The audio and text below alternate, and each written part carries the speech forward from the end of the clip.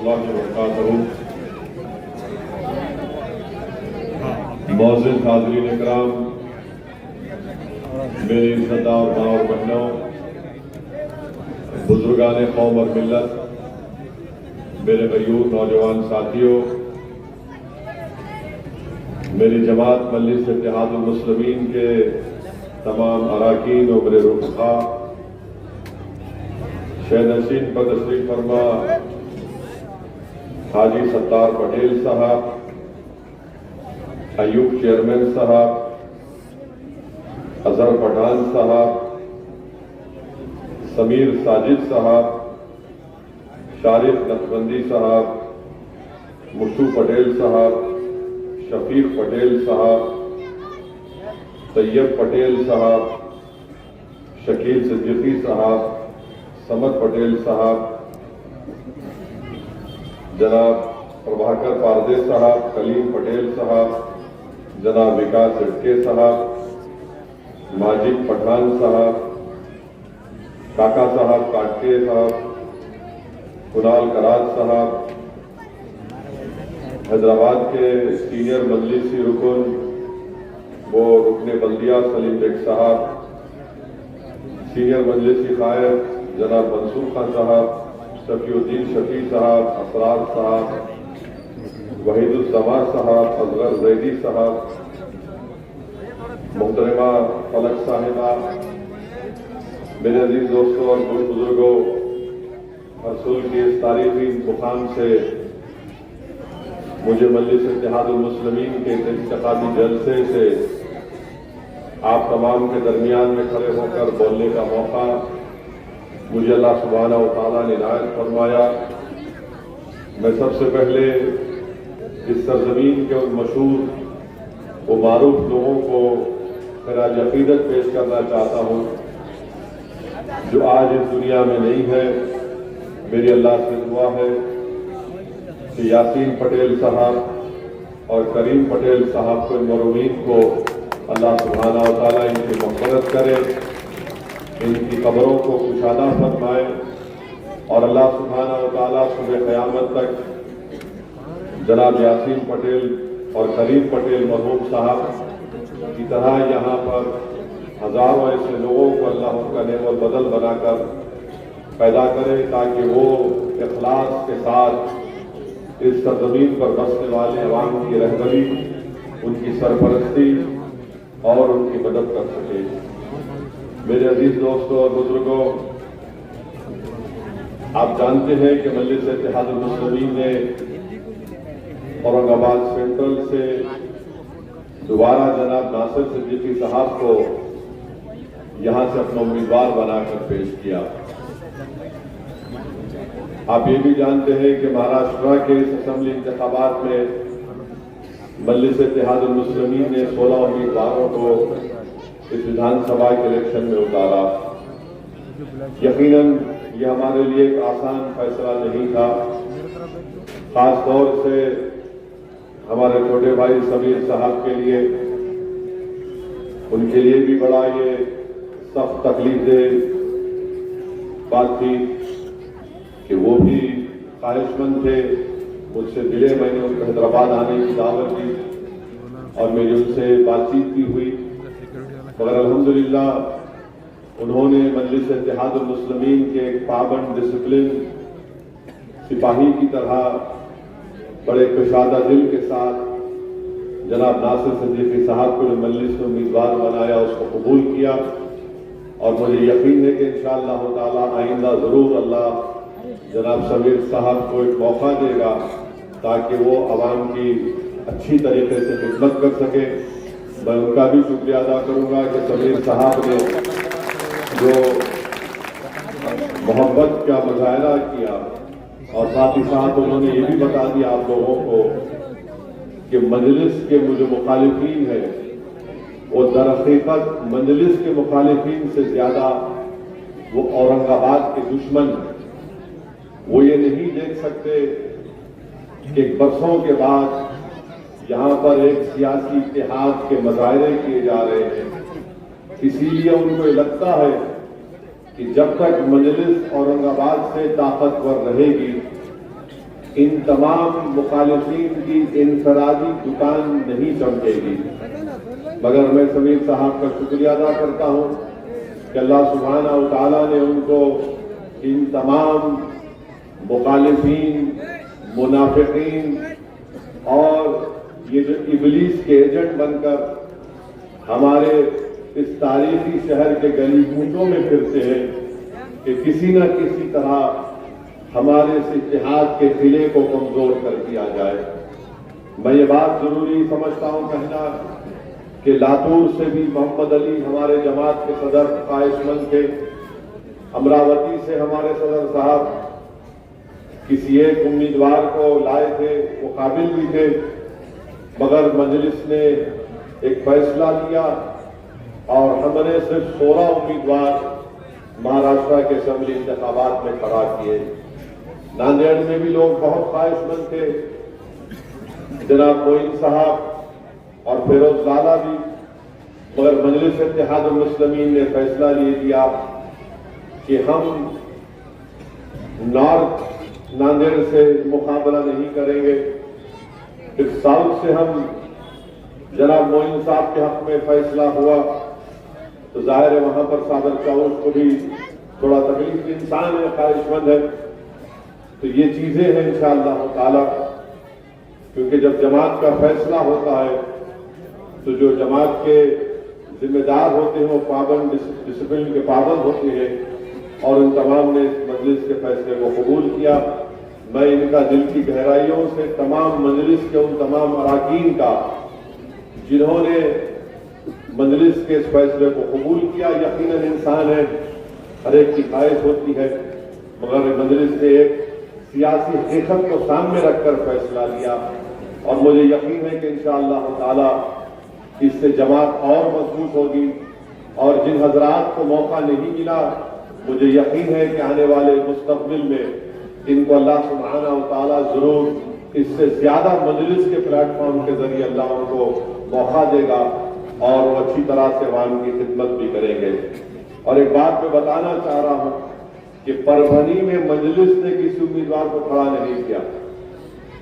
ये जो साहब खड़े हैं, मैंने उनको फोन कर कहा कि आपको बी फॉर्म नहीं दिया गया था, मगर इसके बावजूद भी आपने कैसे वो बी फॉर्म हासिल किया। तो खैर अब पुलिस कंप्लेन हो चुकी है, अब जब एफएसएल की रिपोर्ट आएगी तो शायद उनको जेल को भी जाना पड़े।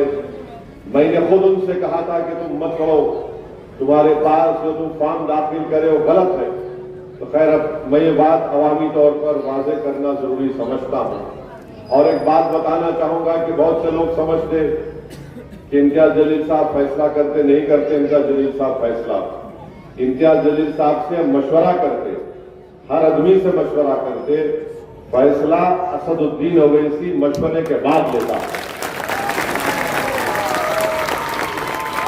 तो बहुत से लोगों को ये हमारे मुखालिफिन को ये है नहीं, इम्तियाज कर रहा। मेरे को इम्तियाज से कुछ भी नहीं है, मेरे को इम्तियाज से मुखालिफत है। सदर साहब मेरे लिए अच्छे हैं।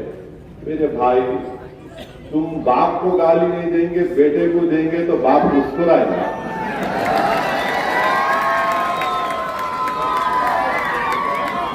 आप किसी एक ताकतवर खूबसूरत घर आपने तामीर किया मजलिस का यहां पर औरंगाबाद में, बड़ी शानदार इमारत आपने खड़ा की। इसमें हमारे बुजुर्गों की, नौजवानों की, मां और बहनों की कुर्बानियां हैं। अब जब हमारी इमारत मजबूत होते जा रही तो इस इमारत पर आकर कोई पत्थर फेंक रहा, नहीं मेरे को सदर साहब से कुछ नहीं, इमारत पर पत्थर फेंक रहा हूं मैं, ये कैसे हो सकता है। तो मेरी आप तमाम से गुजारिश है, ये ताकतवर इमारत की बुनियाद आपने रखी और सरजमीन तेलंगाना के बाद अगर कोई ताकतवर जगह मजलिस की है तो ये औरंगाबाद की सरजमीन है। अल्हम्दुलिल्लाह। तो मेरे अजीज दोस्तों और बुजुर्गों, अब इंतखाबात की बात होगी। 9:12 हुए, 9:15 नहीं।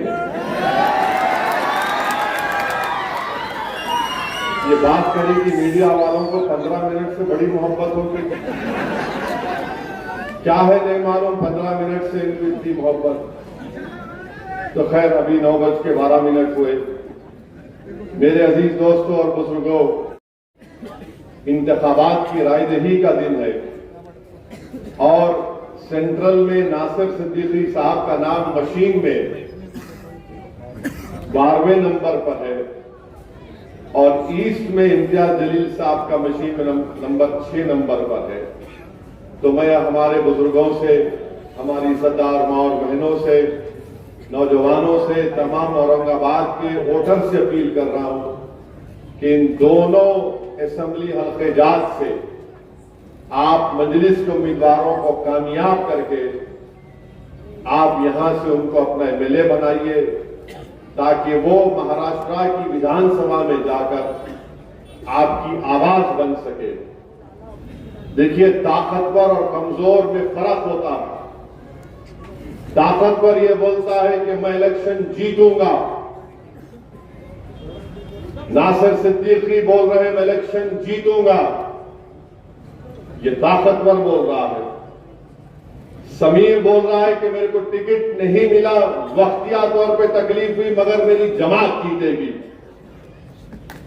इम्तियाज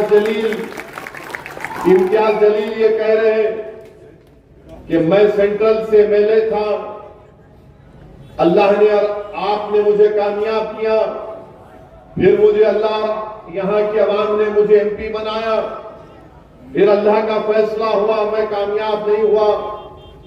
ये तमाम मुखालिफीन और मुनाफिकीन की साजिशों की वजह से मैं अब फिर जमात ने मुझे मौका दिया, इससे मैं लड़ूंगा और कामयाब होऊंगा। अब जो कमजोर होता है वो क्या बोलता है, मैं जीतूंगा नहीं, मैं इसको हराऊंगा। समझे आप? जीतने वाला क्या बोलता है, मैं जीतूंगा। जो कमजोर होता है जहनी तौर पर भी, किरदार के तौर पर भी, वो कहता है नहीं, मैं इसको हराऊंगा।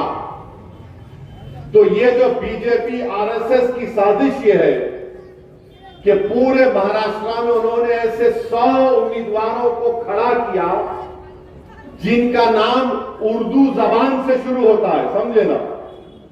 समझे नहीं समझे? हाँ, देखो बच्चा समझेगा, तू बहुत बड़ा लीडर बनेगा इंशाअल्लाह औरंगाबाद में। तो बीजेपी ने 100 ऐसे इंडिपेंडेंट उम्मीदवारों को खड़ा किया जिनका नाम उर्दू जबान से शुरू होता है।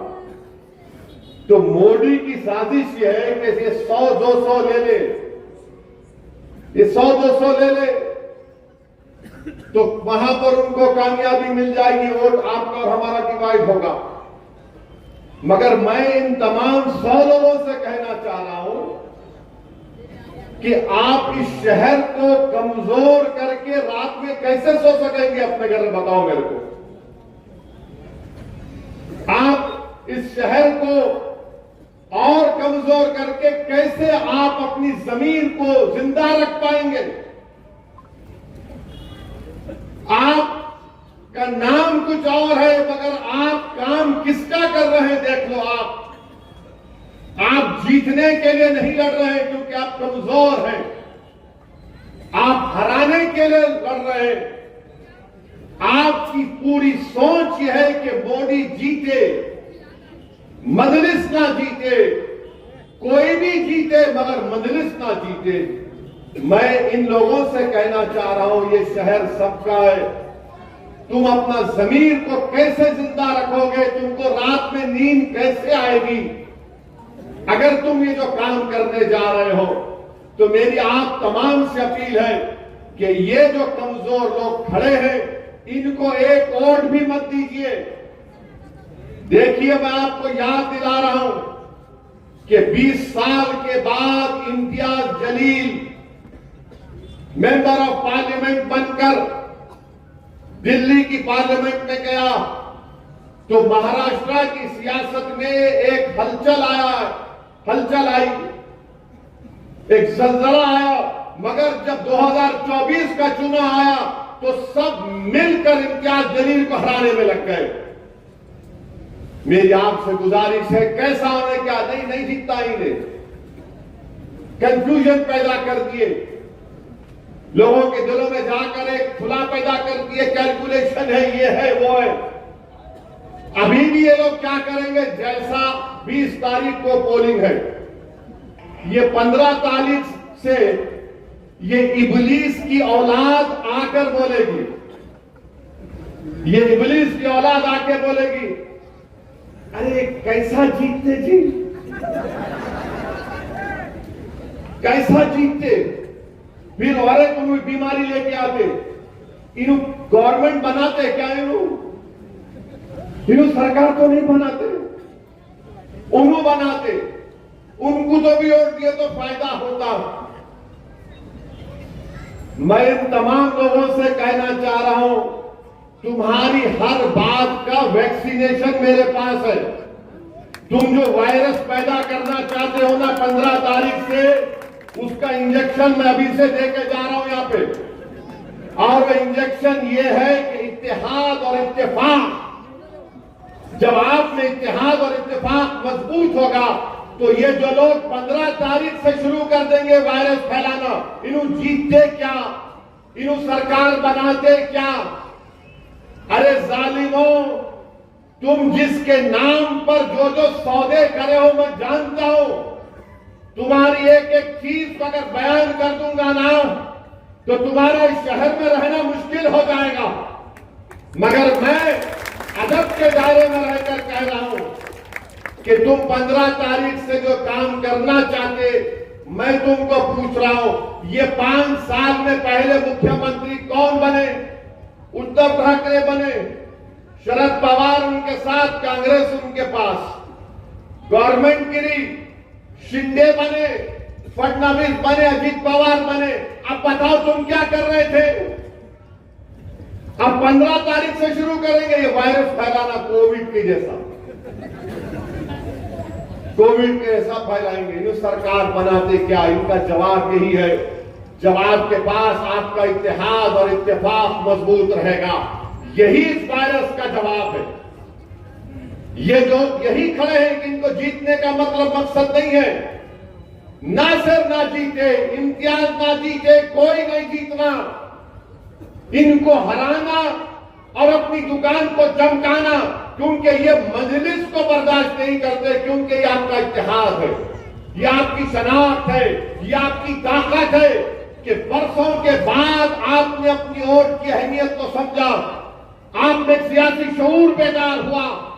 ये इस बात को पसंद नहीं करते कि एक शख्स रसूलुल्लाह सल्लल्लाहु अलैहि वसल्लम के शान में बकवास बकने की कोशिश किया। हम बार बार बोलते उन्हें गुस्ताखी किया, नहीं मेरे भाई, अगर कोई आसमान की तरफ देखकर थूकेगा तो थूकने वाले के चेहरे पर गिरता है, आसमान पर नहीं गिरता। अगर कोई बोलेगा कि मैं चांद तो पत्थर मार के तोड़ दूंगा, तो चांद पर नहीं जाता पत्थर, वापिस उसके पास आके गिरता। मगर दुनिया ये समझ रही थी कि सिर्फ बयान देकर खामोश हो जाएंगे, मगर एक मजलिस का एक सिपाही है और रहेगा जिसने दुनिया को बता दिया कि जालिमों ने, मुनाफिकीन ने तमाम मिलकर मुझे औरंगाबाद की पार्लियामेंट की सीट से जीतने नहीं दिए, मगर मैं एमपी नहीं था, मगर मैंने अपने आका की गुलामी का सबूत इस बात पर दिया कि मैं एमपी रहूं या ना रहूं, मेरे जीने का मकसद यह है कि किसी भी मजहबी रहनुमा के ऊपर कोई बकवास नहीं कर सकता। इम्तियाज जलील ने ऐलान किया कि बंबई में जुलूस तक जाएंगे, गाड़ियों की जुलूस में जाएंगे, तो ये वायरस फैलाने वाले बोल दिए, क्या होगा, इसको पुलिस रोक लेती, ऐसा ही ड्रामा कर रहे हैं ये वायरस फैलाने वाले। हिंदुस्तान की बड़ी बड़ी शख्सियतों के पास पहुंच गए, अरे जरा असदुद्दीन साहब को समझाइए, तो खैर वो लोग मेरे को ही बता, मैंने कहा आजाद इम्तियाज जलील खाली मशवरा देते, फैसला मेरा है, एक बार फैसला हो गया तो वापस नहीं लिया जा सकता। फिर वो लोग मेरे को कांटेक्ट किए, अजी साहब दंगा हो जाएगा, मेरा दंगा होगा? कैसे दंगा होगा बताओ? नहीं दंगा हो सकता, मैं कह रहा हूं नहीं होगा। अरे आपको क्या है, आप हैदराबाद में बैठे, मेरा हजरत हैदराबाद में बैठा हूं, दिल औरंगाबाद की जनता को देकर आया हूं। फिर मेरे बोलो अब क्या है कि आप जो चाहे कर लो, मेरा आपसे कौन पूछ रहे, मैं करना चाह रहा हूं, आपको क्या करना है? इम्तियाज जलील जुलूस निकालने के उस दिन मेरे को फोन करे, असद भाई बड़ी बड़ी पुलिस के लोग आके मेरे को बोल रहे नको निकलो। मैंने कहा इम्तियाज साहब आप ये बोले ना कि आप बंबई जाके बंबई के होम मिनिस्टर को महाराष्ट्र के एक मैसेज देंगे कि उस शख्स को गिरफ्तार करो, उस पर कानूनी कार्रवाई करो, तो आप उनको बोलो तुम मेरे को बंबई जाने मत दो, अमित शाह यहाँ पे है, मैं यहाँ जाके इनसे मिल लेता हूं। तो पुलिस के लोग बोले अम्मा ये तो नमाज कम कराने गए तो हमारे गले में ज़कात सदका रोजे भी डाल दे रहा। तो बोले नहीं आप चले जाओ, शाह साहब को डिस्टर्ब मत करो। इसको सियासत बोलते प्यारे, ये कमजोर लोग नहीं समझ सकते। खैर जुलूस निकला अल्हम्दुलिल्लाह। मैं लाखों बार सलाम करता हूं तमाम फर्जंदाने तौहीद को, जो नहीं मालूम मराठवाड़ा से महाराष्ट्र महाराष्ट्र से कहां से आए, जो दुनिया ये समझ रही थी कि नहीं सिर्फ 100 गाड़ियां निकलेंगी, दुनिया ने देख लिया कि नामूस रिसालत के मसले पर अगर किसी ने आवाज उठाई, एहतजाज किया, तो उसका नाम इम्तियाज जलील और मजलिस इत्तेहाद मुस्लिमीन। तो मेरे भाई जुलूस निकल गया। अब ये वायरस, कोविड के वायरस वालों को परेशानी शुरू हो गई। अम्मा ये नया काम कर दिया इन्हें, अब इनको समझ में नहीं आया। अच्छा ये जितने खड़े हुए हैं ना मजलिस के खिलाफ, जिनके नाम उर्दू से शुरू होते, जो नासिर के खिलाफ, इम्तियाज के खिलाफ खड़े हुए, इनसे पूछो जाके वो गाड़ियों के जुलूस में तुझे गाड़ी दिया क्या? एक गाड़ी तो देना था, कोई गाड़ी को छोड़ो, ये निकले भी नहीं घर से अपने। अरे जब तुम एक गाड़ी नहीं दे सकते, तुम एक दमड़ी नहीं दे सकते, तो तुम इस गयूर सरजमीन पर बसने वाले फर्जंदाने तौहीद और आशिक रसूल की ओर तुम कैसे मान सकते, बताओ मेरे को। किस मुंह से तुम वोट मांगने निकले हो? हाँ तुम्हारे पप्पा मोदी है, पप्पा जी का आर्डर हुआ, बोले नामदार विद्यालय, तो आप फौरन अपने मालिक को खुश करने के लिए ये 90 लोग पूरे महाराष्ट्र में अपने नाम डाल दिए, इस उम्मीद पर कि चंदे में कम से कम 100 वोट तो मिल जाएंगे। चंदे में कुछ नहीं मिलेगा इंशाअल्लाह ताला। मुझे यकीन है कि तुम्हारे घर में तुम्हारी माँ, तुम्हारा बाप, तुम्हारा बेटा भी मजलिस को देगा इंशाअल्लाह ताला। तुम देख लेना मेरी बात को, तुम अपने घर में क्या हो रहा नहीं जानते हो, तुम्हारी औलाद क्या कह रहे मुझसे मैं जानता हूं, मगर तुम खड़े होकर सिर्फ बीजेपी को और मजलिस के मुखालिफिन को कामयाब करना चाहती हैं। मेरी आपसे गुजारिश है कि इम्तियाज जलील को नहीं, नासिर सिद्दीकी को मत देखिए, असदुद्दीन अवैसी को मत देखिए, अपनी इस इमारत को देखिए जिसको आपने औरंगाबाद में तामीर किया। और याद रखिए ये इमारत और ताकतवर बनाना है उसको, उस इमारत को आपको अपनी मेहनतों से आपने तामीर शुरू की, उसकी बुनियादों में आपके आंसू है, उसकी बुनियादों में आपका खून है, उसकी बुनियादों में हमारे आने वाली नस्लों के ख्वाबों को पूरा करना। और याद रखो इस देश की हकीकत ये है हमारे वतन अजीज की, कि जिसकी आवाज सियासी आवाज होगी उसी को सुना जाएगा, चाहे वो दलित हो, चाहे वो मुसलमान और मुस्लिम अक़लियत हो, चाहे वो मराठा हो। अगर आपका नेता होगा तो आपकी आवाज सुनी जाएगी। मैं सलाम करता हूं मराठों को जिन्होंने जरंगे पाटिल को अपना नेता माना। एक दुबला पतला शख्स रातों की नींद हराम करके रख दिया मोदी की, रातों की नींद हराम करके रख दिया। अब मोदी अपने भाषण में क्या बोल रहे कि बैकवर्ड क्लासों को डिवाइड किया जा रहा है, तो मोदी भी अब एक पोजीशन ले लिए जरांगे पाटिल के खिलाफ। नरेंद्र मोदी इंशाअल्लाह ताला आप जरांगे पाटिल को नहीं हराएंगे, जरांगे पाटिल तुम्हारों को हराएगा इंशाअल्लाह ताला। मेरे अजीज दोस्तों और बुजुर्गों, अब यहां बीजेपी का रिकॉर्ड महाराष्ट्र में आप देख लीजिए, औरंगाबाद में पर कैपिटा महाराष्ट्र में इनकम कितना है?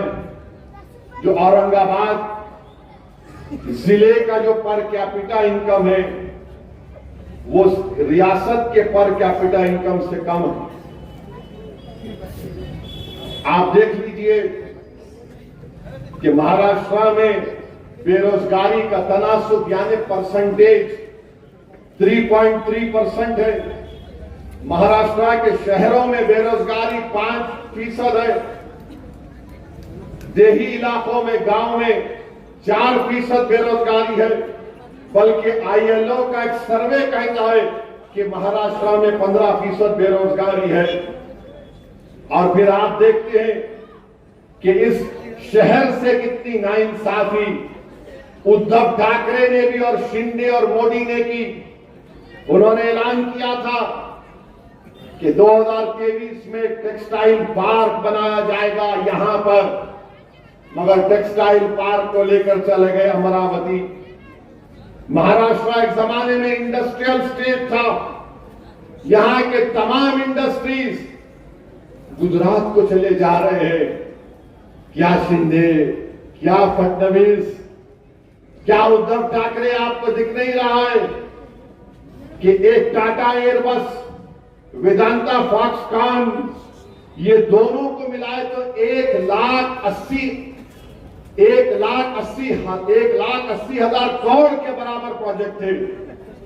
गुजरात को चले गए क्योंकि मोदी जी बोले मैं भाषण दूंगा महाराष्ट्र में आकर, हिंदू मुसलमान का झगड़ा खड़ा करूंगा, वोट हासिल कर लूंगा, मगर मैं पैसा गुजरात को लेकर जाऊंगा।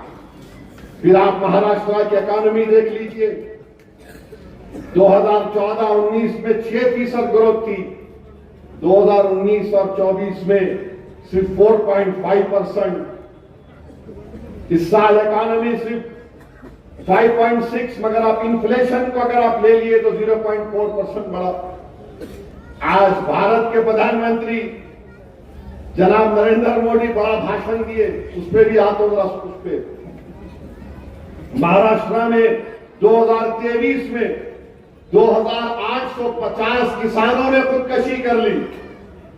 मैं नरेंद्र मोदी से, अमित शाह से, शिंदे से, फडणवीस से कह रहा हूं, तुम एक खुदकशी करने वाले किसान के घर को क्यों नहीं गए?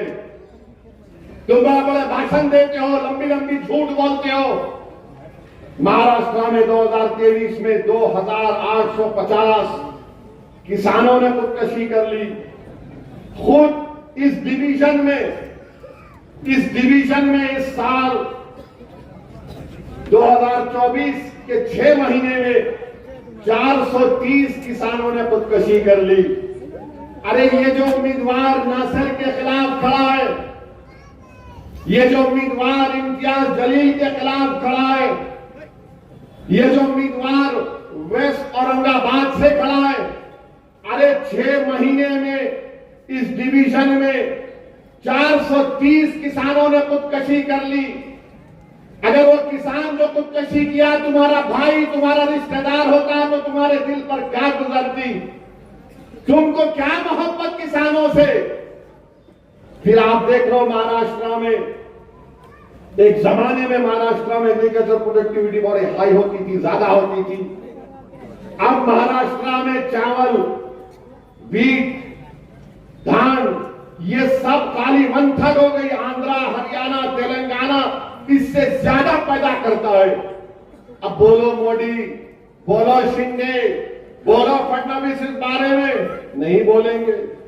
फिर महाराष्ट्र में जो जमीन है, जो जिरात की फार्म साइज है, बहुत छोटा है। 73% लैंड होल्डिंग जो 1 हेक्टर पर है, 1 हेक्टर पर है। फिर आप देखिए मोदी आकर बड़ा बड़ा भाषण देकर गए, महाराष्ट्र में 2023 में सबसे ज्यादा हेट स्पीचेस महाराष्ट्र में हुए। फिर महाराष्ट्र में सबसे ज्यादा लोग दंगों में पकड़े गए 2022 में। महाराष्ट्र का बजट आप देख लो, एग्रीकल्चर में 15% कम कर दिया गया, सेहत और फैमिली वेलफेयर में 9% कम कर दिया गया, शहरी विकास अर्बन डेवलपमेंट में 27% कम कर दिया गया। और उसका नतीजा क्या निकला कि यहां पर पीने का पानी नहीं है। औरंगाबाद आएंगे औरंगाबाद को तो नरेंद्र मोदी अपने हेलीकॉप्टर को जाए कचरा डाल देना, वहां उतारना तुम वहां अपने हेलीकॉप्टर को उतार के बगैर नाक को हाथ लगाए मोदी जी आप आना यहां पे। यहां बैठे तो वो आ रही है और बोल रहे हम सब चीज कर दिए, हम आसमान से तारे तोड़ के लाए, कुछ नहीं हुआ। फिर आप देखिए SC, ST, OBC माइनॉरिटी के बजट को कम कर दिया गया। और आपको मालूम हर साल महाराष्ट्र में करीब 60,000 करोड़ रुपए खाली इंटरेस्ट पर जो पैसा दिया जाता है वो महाराष्ट्र की सरकार देती है। जो कर्जा लिया गया करीब 60,000 करोड़ सालाना दिए जाते हैं। अच्छा ये शिंदे बोल रहे मैं लाडली बहना दिया, अच्छा किए, जेब से दिए, घर का पैसा है तुम्हारे, पब्लिक का पैसा है, जिसको मिला बहुत अच्छा है, जिसको मिला मिलके भी आप किसको बटन दबाएंगे। हमारी मां और बहनें भी ऊपर बैठी हुई है, अगर आपको मिले 1500 रुपये तो बोलना thank you but we road for M I तीनों अपने जेब से दे दे क्या? 60 साल से नाइंसाफी करे, मिला अच्छा है और मिलना था। अच्छा आप ये मैं सुना के बाद लोग बांट रहे भी मिठाई, तो आना चलना ये मेरे पद यात्रा में चल। अच्छा कोई टून भी है तो बोले तो आके बैठ मेरे जलसे में, तेरे कितने पैसे लो मिठाई खाओ। इनका ने वोट आया मोदी के पास से, मिठाई खा बोल रहा हूं मैं। अब मिठाई गुलाब जामुन भी हो सकती, जो जो दे रहे खाओ, छोड़ो मत, यही मौका है खींचने का। फिर आप देखो माइनॉरिटी का बजट सिर्फ 975 करोड़।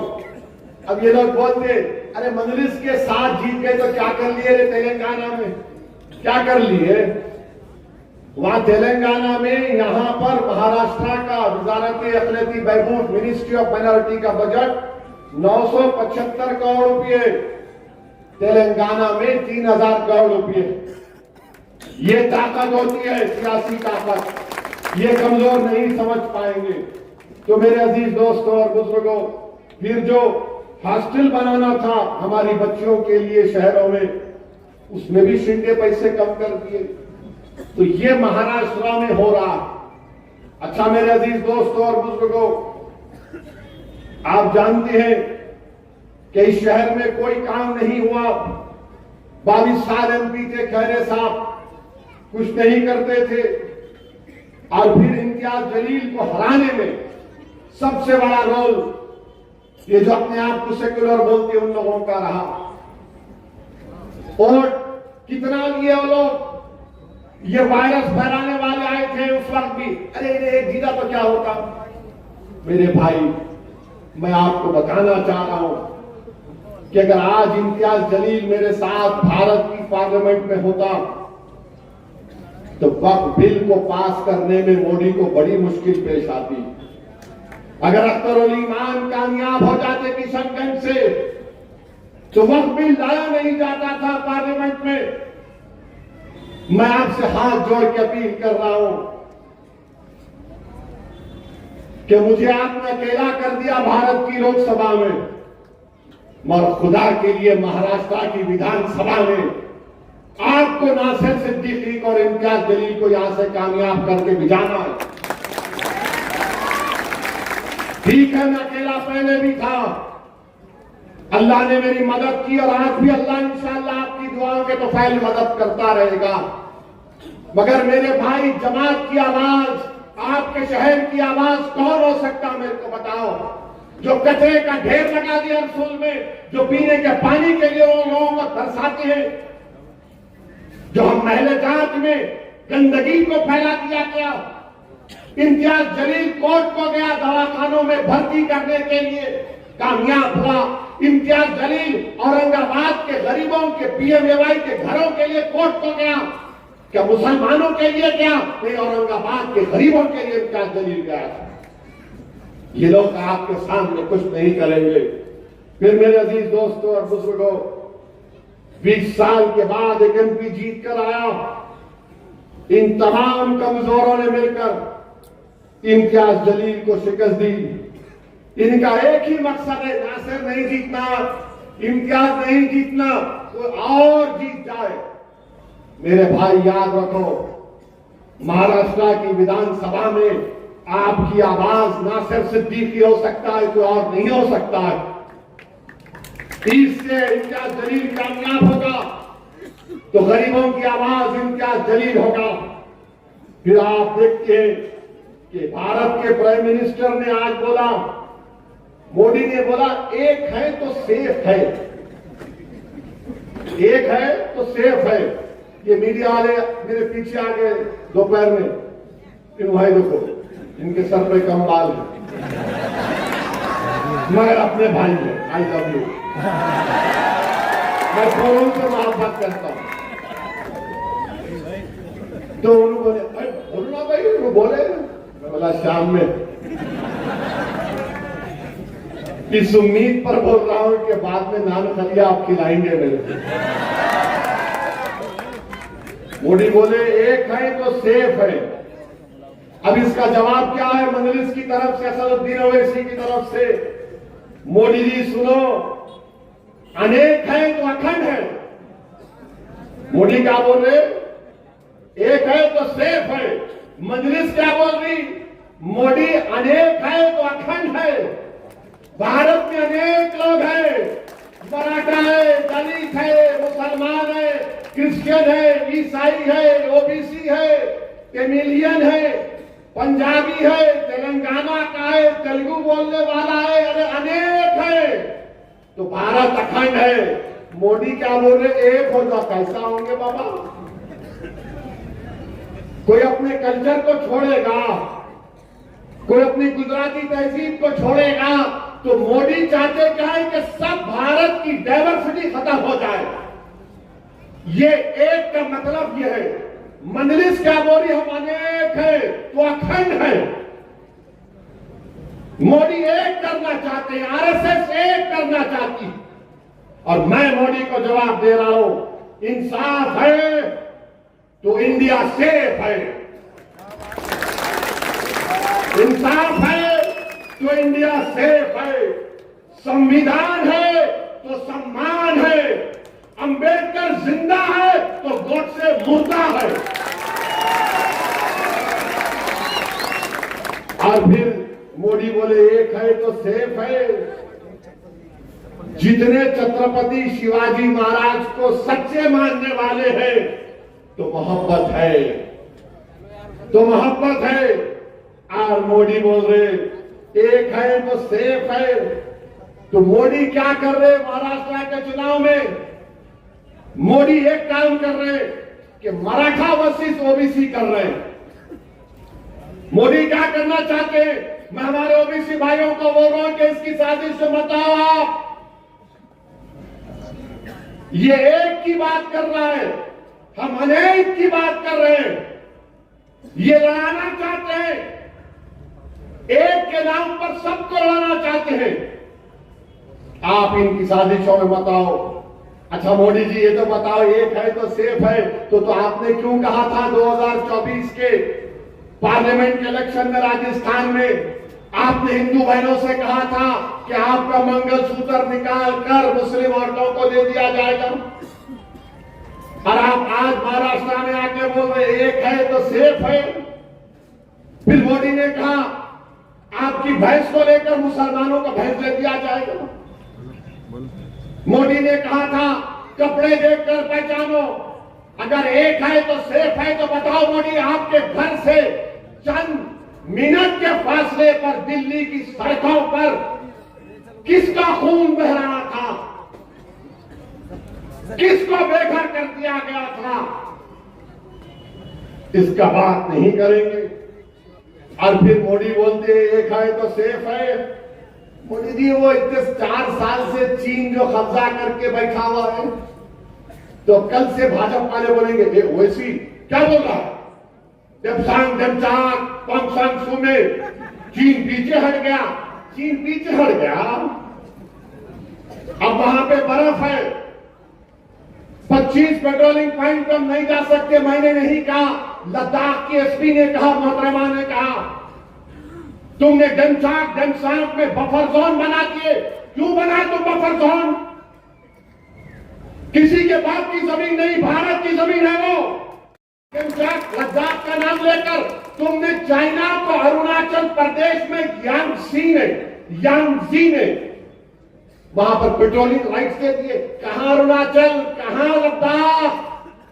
और इसी पार्लियामेंट में राजनाथ सिंह ने खड़े होकर अरुणाचल प्रदेश के यांगसी के बारे में कहा था, चाइना यूनिलैटरली हमारे बॉर्डर को बदलना चाहता है। मोदी चाइना को अरुणाचल प्रदेश में पेट्रोलिंग के राइट्स दे दिए। और फिर मोदी क्या समझते कि जो मेरे को मान लिया उन्हें देशभक्त है, जो नहीं माना उन्हें देशभक्त नहीं है। मैं आपको नहीं मानता मोदी जी, क्या करेंगे आप? मैं देशभक्त हूं, मैं नहीं मानता तुम्हारे को, मैं तुम्हारी आइडियोलॉजी को नहीं मानता। मैं तुम्हारे साथ जब तक जिंदा हूं तुम्हारे से खिलाफ लड़ता था, लड़ता रहूंगा इंशाअल्लाह ताला। मैं नहीं मानता तुम्हारी आइडियोलॉजी को जो लोगों के दिलों को तोड़ती है। मैं नहीं मानता तुम्हारी आइडियोलॉजी को जो लोगों की नफरत की दीवारों को उठाती है। मैं नहीं मानता तुम्हारी सोच और फिक्र को जो भारत को कमजोर करना चाहती है। मगर मोदी क्या बोलते, मेरी तारीफ करो, तुम देशभक्त हो। और by the way, China Modi का दोस्त हो चुका है आजकल। मेरे अजीज दोस्तों और बुजुर्गों, मैं आपको बताना चाह रहा हूं कि आज नासर के खिलाफ भी कैंडिडेट है। कौन है उन्होंने? क्या शिवसेना वाले उद्धव ठाकरे, सॉरी वो शिवसेना हो गए, दोनों मिलकर घी चाट रहे, एक घी खा लिए एक चाट रहे। किसने CAA बिल की तारीफ की थी पार्लियामेंट में? किसने NRC की तारीफ की थी? किसने ट्रिपल तलाक की तारीफ की थी? किसने UAPA के कानून की तारीफ की थी? किसने जब वक्फ बिल पेश हुआ तो उद्धव ठाकरे के MP नहीं थे लोकसभा में, मैं देखा हूं। कोई उद्धव ठाकरे के MP नहीं थे लोकसभा में, पूरे बाहर चले गए। जब वक्फ का बिल पेश हुआ तो कौन लड़ रहा था? उस वक्त के कानून के इंट्रोडक्शन पर असदुद्दीन ओवैसी अकेले लड़ रहा था। और मैं आपको आज दिल की बात बता रहा हूं, मुझे माफ कर देना औरंगाबाद के गयूर लोगों, मैं जब अकेला खड़े होकर उसके इंट्रोडक्शन के खिलाफ लड़ रहा था तो 2-2 बार मेरी जबान से निकल गया, इम्तियाज में उठो, इम्तियाज में उठो, मगर इम्तियाज में यहां बैठे थे। मेरे भाई, ये वक्फ का कानून मस्जिदों को छीन लेगा अगर यह कानून बनता है। यह कानून बनता है तो दरगाहों को छीन लेगा, ईदगाह की जमीन को छीन लेगा, कब्रिस्तानों को छीन लेगा। इतना गंदा बिल बनाया गया। बताओ, अगर तुम्हारी आवाज होती भारत की पार्लियामेंट में, इम्तियाज अख्तर अली खान अगर कामयाब हो जाते, किसका फायदा होता? आपका होता, संविधान का होता, जमहूरियत का होता। मगर ये कोविड का वायरस फैलाने वाले हमारी सफों में निफाक पैदा कर दिए। इस तरह का वक्फ का बिल पेश किया गया भारत की पार्लियामेंट में। मेरे अजीज दोस्तों और बुजुर्गों, इस कानून के खिलाफ हमको और आपको खड़े होना है। और मुझे यकीन है कि अगर ये बिल हुकूमत नरेंद्र मोदी लेकर आएगी तो एक बात तो यकीन के साथ कहूंगा मैं, जो एहतजाज CAA में हुआ उससे डबल एहतजाज पूरे भारत में होगा। सुंदर नरेंद्र मोदी इंशाअल्लाह ताला। ये बिल को हम नहीं मानते, ये बिल हमारी मस्जिदों को छीनना चाहेगा। अगर ये महाराष्ट्र में कौन विधानसभा में खड़े होकर ये 100 लोग बोलेंगे, अगर ये कानून की तस्दीक कराने के लिए इस कानून के खिलाफ अगर कोई आवाज उठाएगा तो ये लोग उठाएंगे। ये उद्धव ठाकरे, शिंदे, बीजेपी, इनके पैसों पर बिकने वाले लोग जो जमीन बेच रहे हैं, अरे तुम औरंगाबाद को कमजोर कर रहे हो, कौन उसके खिलाफ महाराष्ट्र की विधानसभा में आवाज उठाएगा? नासिर सिद्दीकी खड़ा हो जाएगा, इम्तियाज जलील खड़ा हो जाएगा, फारूक शाह खड़ा हो जाएगा, मुफ्ती इस्माइल खड़े हो जाएंगे, वारिस पठान खड़ा हो जाएगा, फैयाज खड़ा हो जाएगा। मेरे भाई, आवाज की जरूरत है, लड़ने वालों की जरूरत है। आपको फर्क महसूस करना है, एक लड़ने वाले की तरफ से और एक गाने वाले की तरफ से। ये सब गाने वाले हैं, इनको हुक्म लगा ऐसे राग में गा, बोलो ओवैसी के खिलाफ, तब बल्कियां शुरू हो गई, हारमोनियम लेके ओवैसी ये ओवैसी वो। मेरे भाई, लड़ने वालों की जरूरत है और यही वजह है कि RSS नहीं चाहती कि यहां से नासिर सिद्दीकी और इम्तियाज जलील कामयाब हो जाए। याद रखो, टीपू सुल्तान से गद्दारी करने वाले कौन थे? गद्दारी करने वाले बोलो, कौन थे गद्दारी करने वाले टीपू सुल्तान से? तुम्हारी जबानों को जुम्बिश तोड़ बोलो, कौन थे? सिराजुद्दौला को धोखा देने वाले कौन थे? करबला के मैदान में इमाम हुसैन के खिलाफ नमाज भी पढ़ते थे और पानी भी बंद करते थे, कौन थे वो लोग? मेरे भाई, तारीख तुमको पुकार कर कह रही है कि पार्लियामेंट के इलेक्शन में इन जालिमों ने हमको डसा, अब असेंबली के इंतखाबात में इनको डसने मत दो। अपने इत्तेहाद को मजबूत बनाओ। मजलिस कभी किसी मजहब के खिलाफ ना थी ना कभी रहेगी इंशाअल्लाह ताला।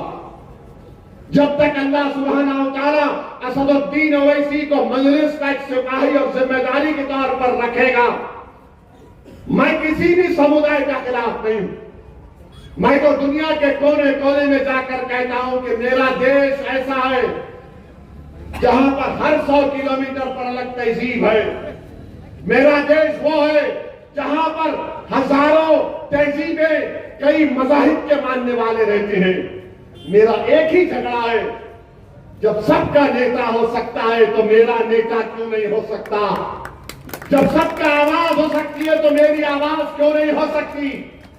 जब सब समुदाय अपने अपने लोगों को इलेक्ट करते हैं तो मैं अपनी पार्टी के नुमाइंदों को क्यों इलेक्ट नहीं कर सकता? मेरा झगड़ा एक ही है और मैं आपसे अपील करने आया हूं कि वक्फ बिल आपके सामने है।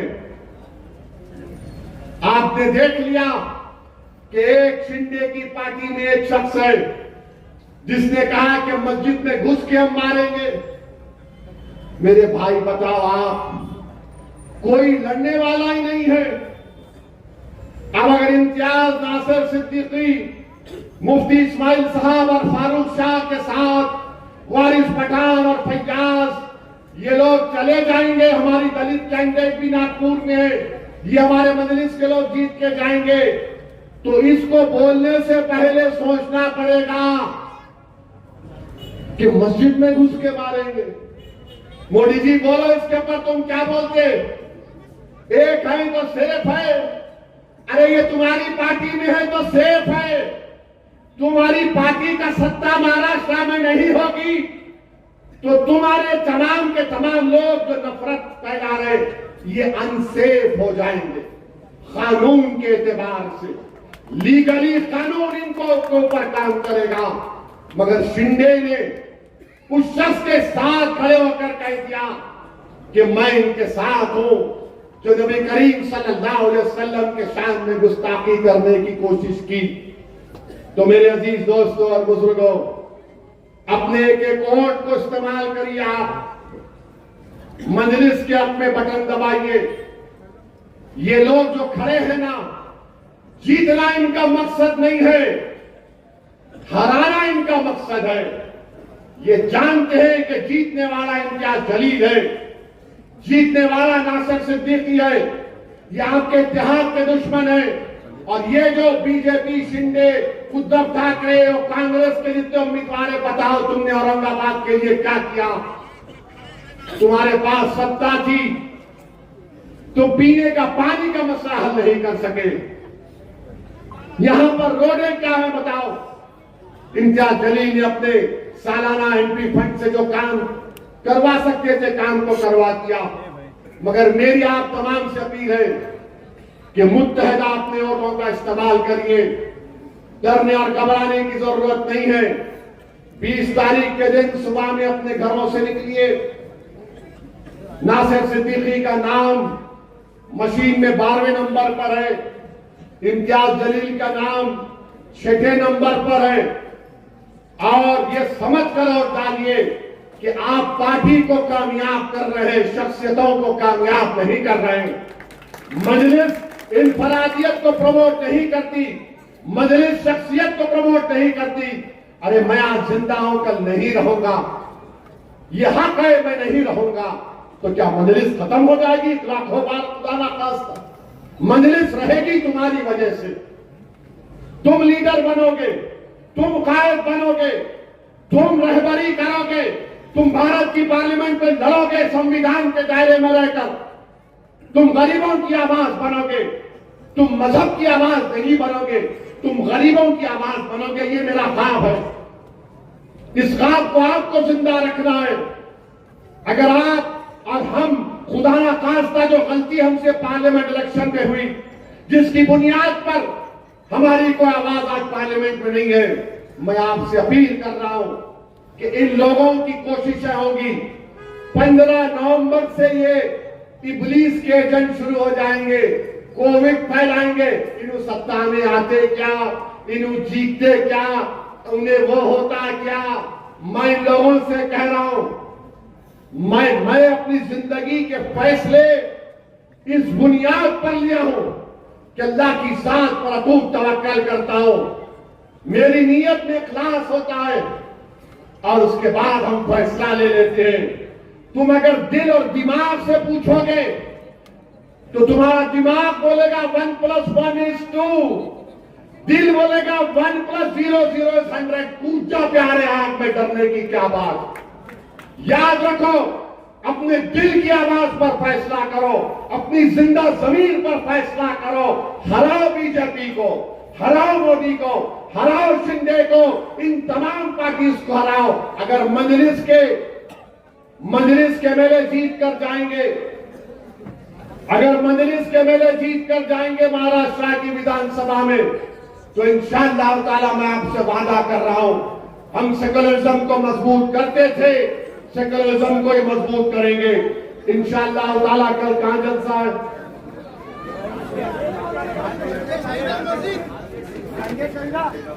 कल गंजे शहीदा में है।